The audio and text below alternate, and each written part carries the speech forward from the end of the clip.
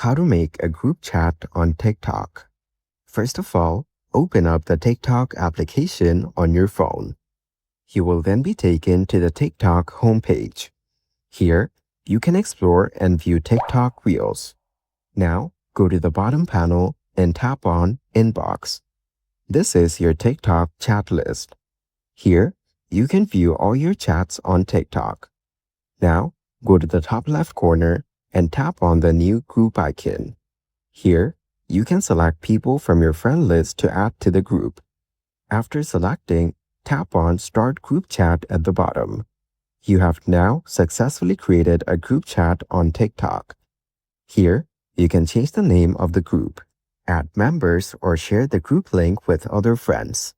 Following these steps, you can easily make a group chat on TikTok. Thank you for watching. Please leave a like if this tutorial helped you, or leave a comment below if you have any questions related to the video.